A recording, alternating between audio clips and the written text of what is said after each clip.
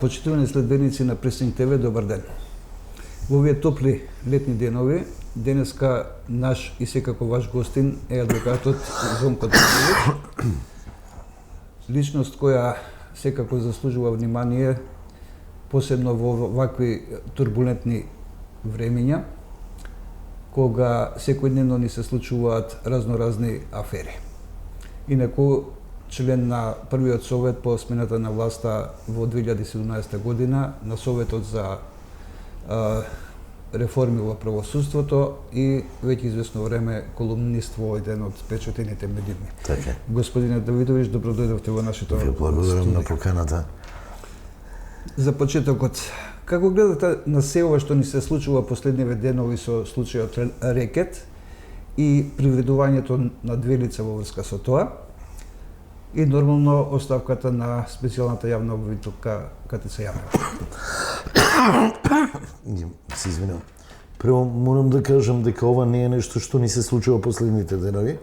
Ова е само врв на она што ни се случува веќе со години. Немање на слух за правни реформи, немање на доблест истите да се спроведат, али реално, суштински да се спроведат на терен, не само со законски измени и шминка законска, него и со кадровски промени и утврдување прецена одговорноста на секој поединец кој доведе во ваквата состојба во правосудството. Ова е само последица денови што ни се случува и покажува дека навистина не смее никогаш повеќе во Република Македонија да има орган кој е без контрола. А тоа беше специјалното јавно обвинителство и дека политичарите треба веќе да се тргнат, да се манат, што би рекол нашиот народ, од решавање на политичките проблеми со мешање во правниот систем и да ги регулираат правните работи и правните односи за кои навистина немаат познавање. Специјалната јавна обвинителка Катица беше резултат на политички договор.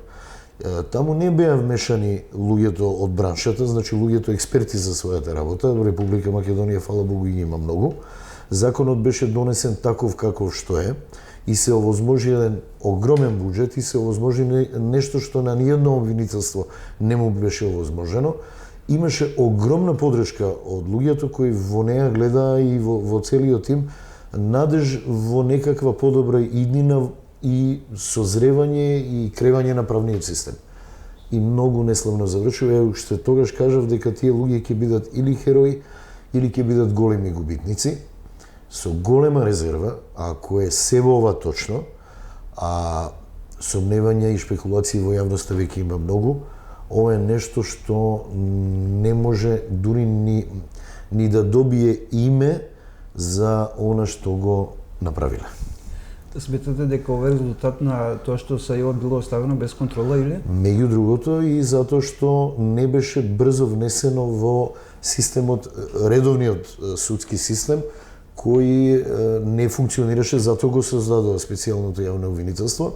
Но ветувањата беа дека по шарената револуција, по преземањето на власта, прво што ќе се направи ќе биде евалуација на работењето на судиите и обвинителите, и специјалното јавно обвинителство многу лесно можеше да си го најде своето место во редовното јавно обвинителство.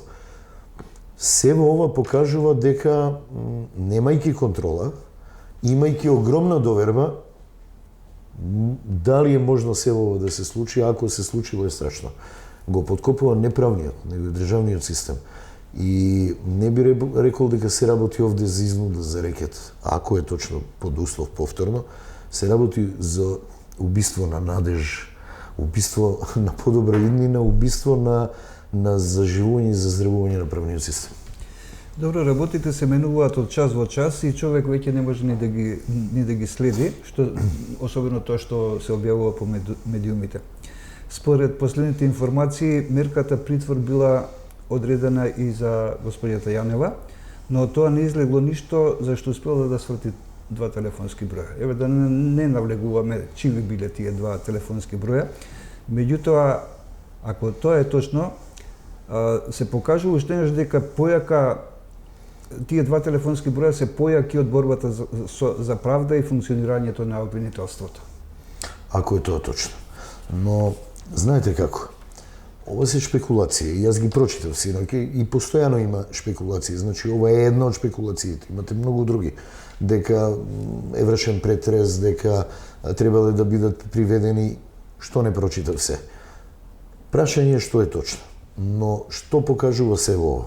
Дека без транспарентност во работењето, особено кога е во прашање јавен интерес и ваква личност за која па се заложи добар дел од народот и даде подршка, не можете да молчите, не можете јавно да истапите и не можете да се заскривате зад презумпција на невиност, особено имајќи во предвид дека истата јавна обвинителка од организиран криминал кој излегува сега со штури и куси соопштенија, јавно зборуваше, учествуваше во емисиите каде што зборуваше за луѓето кои се обвинети во предмети по име и по презиме и ги објаснуваше действијата. И тие предмети не беа завршени. Значи беше подигнато обвинение, се водеше истрага за дел од нив.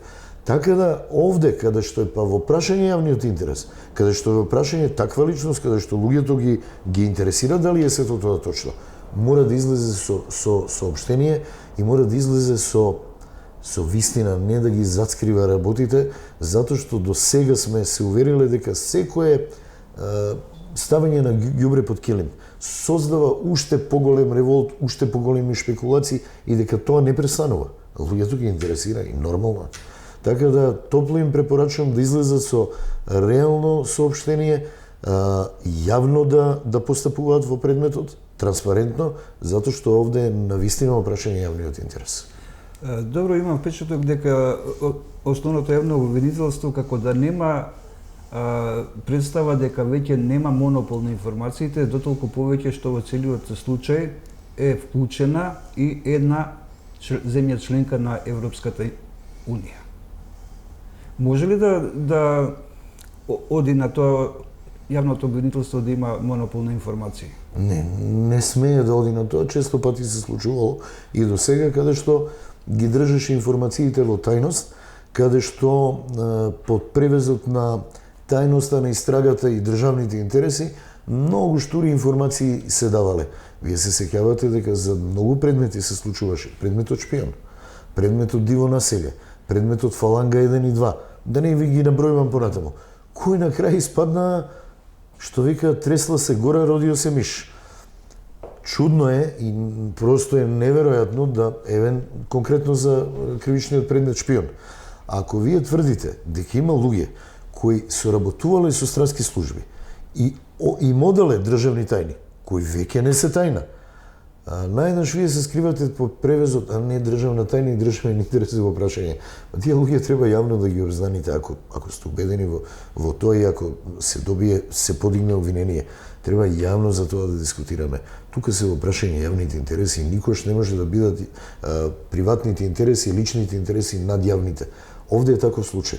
И монопол на информации, благодарики на вас новинарите, кој што еден огромен дел исклучително добре ја вршите работата, дури морам да ви признам дека често пати имате информации пред ние како адвокати, како одбрана да ги имаме информациите, често пати ќе ги слушнеме од вас.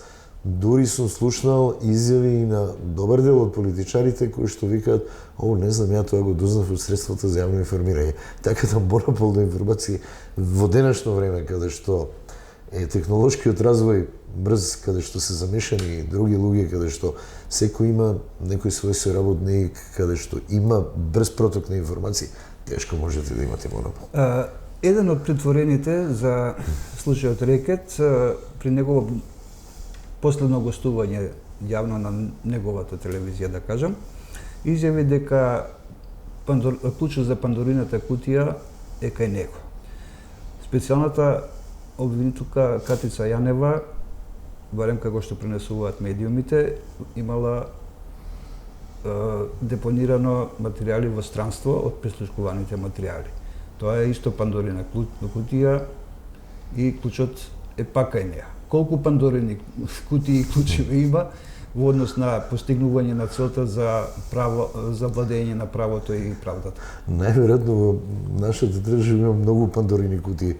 Клучи и раци се мислите? И од минатото и од сегашноста. Сега ќе ви кажам, секое за скривање оно што го кажав, на иставање на определена работа под килим и криење на крај злегува. Има една поговорка во која сум се уверил милион пати, џаво увек дојде по своја.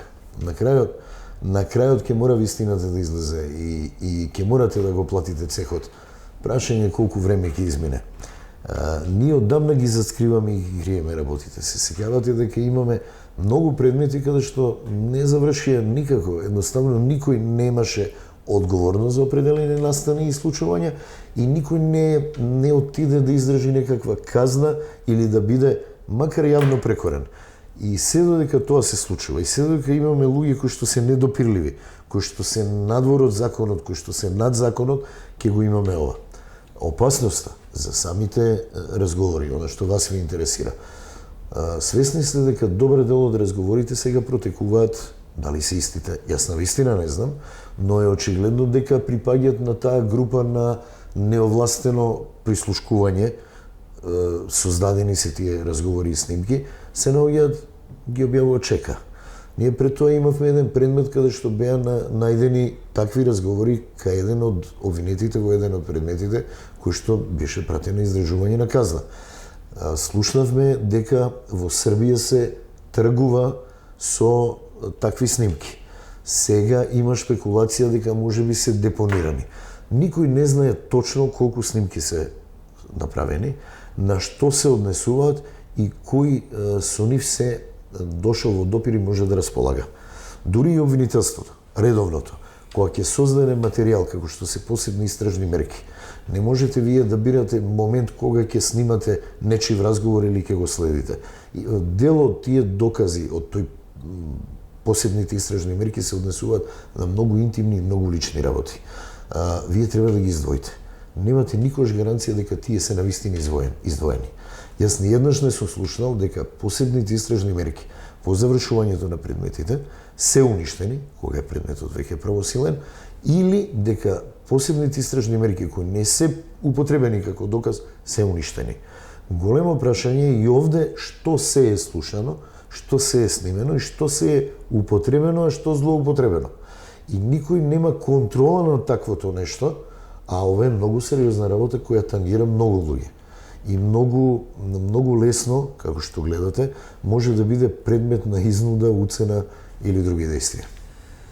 Уште на самиот почеток на постапката за рекет се забележува обид целиот случај да се сведе на криминал исчистен од политика.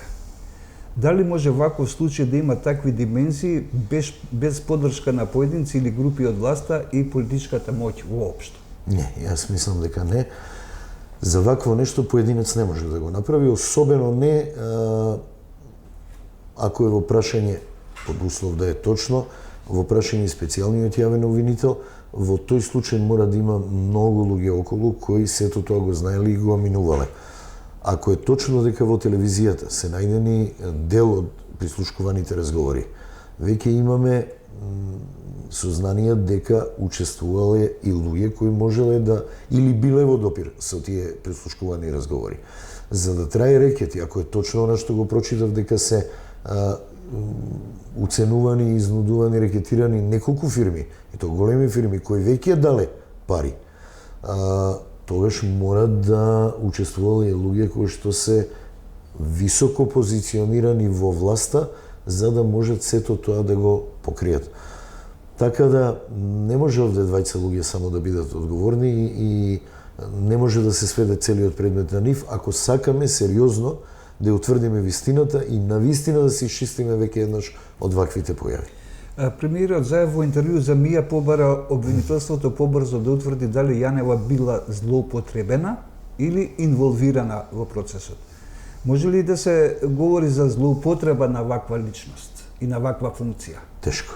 Тешко ако ја работите својата работа максимално предано и максимално професионално, многу тешко ќе можете да дозволите некој да ве злоупотреби до тоа ниво да извлече толку пари од осомничен во еден од предметите кои вие ги водите и во кој сте обвинител. Тоа многу тешко, во тоа просто не можам да верувам. Во тој случај обвинителот не е професионален во своето постапување, ниту ја следи ситуацијата со своите предмети и она што се случува околу неговите предмети. Вие да имате осомничен кој многу високо котира, огромен е предметот, ако се работи за империја, и да не знаете што се случува околу тој предмет. А од друга страна, сетите се, каде што тврдеа, ние имаме сознание дека ќе се даде во бегство, имаме сознание дека комуницирал со тој и тој. Сега имате сознание за комуникација меѓу двајца луѓе, а за еден од главните осомничени не знаете што се случува околу него. Просто е неверојатно. Невозможно е просто да биде некој на толку високо ниво злоупотребен на овој начин. Постојат злоупотреби, поситни работи, али ова е многу голема работа. Каков е вашиот став во врска со кувертираната оставка на госпоѓата Јанова? Постои ли таков вид оставка или и тоа е обид, еден вид обид за добивање улога на жртва во случајот? Можно, ке нас е се можно, како да ви кажам, некои работи, ние сме носители на некои иновации, како што е вака кувертирана оставка, па вакво специјално јавно обвинителство, па еве вакви прислушкувани разговори. Предњачиме во некои работи, во светски рамки, за жал не можеме со тоа да се пофалиме, се со тоа многу чудни, смешни работи кои го подкопуваат правниот систем. Мислам дека ова беше тактичка одлука, особено ако се има во предвид сега, времето во кое е поднесено и веднаш утредента кога избумна целата афера и сите шпекулации. Истиот ден беше, не истиот ден, не утредента. И сите шпекулации, така да многу чудна оставка. Второ, дури да ја поднесете таа оставка, составот, законот за специјално јавно обвинителство е таков да специјалниот јавен обвинител е единствен обвинител кој раководи со обвинителството. Во суштина, преведено на народски, катица е специјално јавно обвинителство. Сите други обвинители во тоа обвинителство се нејзини помошници, кои не решаваат самостојно, ниту имаат право на подпис. А ако катица во тоа обвинителство не постои, односно, не мора да се вика катица, било кој е специјален јавен обвинител, тоа обвинителство е блокирано во своето работење. Нема право да постапува. Го нема носителот на правата на овластувањето да постапува. Да вистина сега, кој го представува СЈО? Никој. Јанева или останатите обвинители кои вчера излегува на пресконференција? За жал сега мислам дека никој не го представува специјалното јавно обвинителство и дека час поскоро, тука се согласувам, дека час поскоро ова мора да се расчисти и обвинителството би требало за организиран криминал деноноќно да работи за да го расчисти ова и да излезе, али не да излезе со бегло соопштение. Значи треба да излезе со многу сериозни аргументи и факти и да каже ова е шпекулација и специјалната јавна обвинителка апсолутно не е замешана, али со факти, со аргументи, или е замешана и да преземе законски действија ако е некој замешан во таков криминал. Како гледате на обвинителите кои вчера има средба со новинарите и велат дека не се сработи за личност и не може една личност да представува цело обвинителство? Вака, јас најголем дел од тие луѓе ги познавам. Ги познавам лично. И као колеги, дел од нив и као пријатели. И тоа се луѓе со кои сум се среќавал и сум работел. Сум се работувал во судница, сме биле на различни страни, некој пат и на иста страна, бидејќи сум застапувал оштетен каде што некој од нив бил обвинител. И тоа се луѓе кои ги почитувам и кои имаат познавања и до сега црна дамка немале. Но она што морам да го кажам, ради честност и своето мислење, јас ги критикував судиите и не се сите суди исти. Но длабоко сум уверен дека еден дел кој го донесе судството на ова ниво и го нарекува Сваровски, директно активно учествуваше, а другиот дел учествуваше пасивно, со молчење, тргање и наведнување на глава, затварање на очи, но подеднакво се одговорни, затоа што како суди не реагираа на таквите случувања.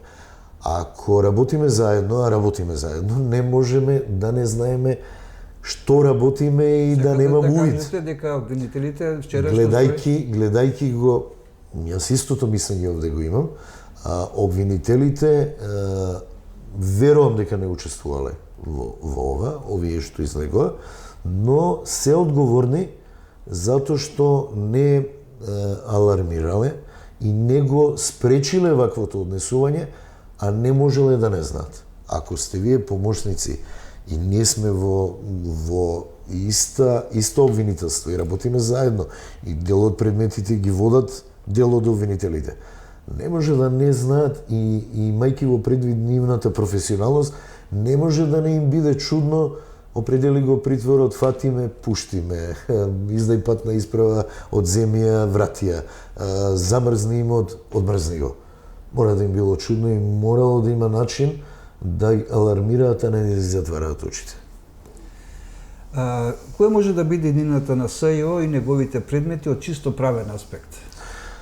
По она што се разговараше во Советот за реформи и она што беше предлог на Советот за реформи, а таму се добар дел од судиите, обвинителите присутни, предлогот беше да специјалното јавно обвинителство да се инкорпорира во пирамидата на редовното јавно обвинителство и да биде самостојно, исто како што е оделението основното јавно обвинителство за организиран криминал. Каде што во законот точно се поделија надлежностите кој за што би бил специјалното јавно обвинителство и обвинителството за организиран криминал. И мислам дека е тоа најидеално и најчестно решение, за да немаме диво месо во обвинителството, да имаме некој орган кој е надвор од пирамидата, хиерархијата на јавното обвинителство. Лошо е што во јавното обвинителство не се направи исто како и во судството ревизија на работењето и не се утврди одговорност на поединците. Вие имате се една многу чудна ситуација, каде што извештајот на пример не е постапено ништо, апсолутно, каде што по сите критики, дури и критики кога оваа власт беше опозиција, не ги спроведе она што ветуваше, и имавме само бегла промена на јавниот обвинител на Република Македонија, кој не го чини обвинителството, и промена на јавниот обвинител на организиран криминал.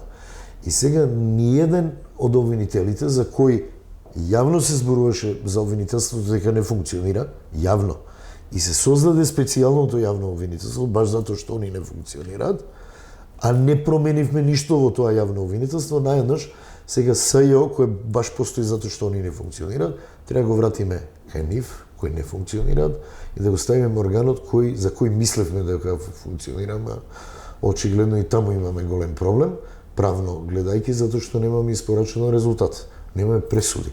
Пресудите се резултат на работењето, не през конференциите и дел од подигнатите обвиненија, затоа што тие обвиненија на крај ќе мора да се преточат во пресуди, а имате веќе една ослободителна пресуда.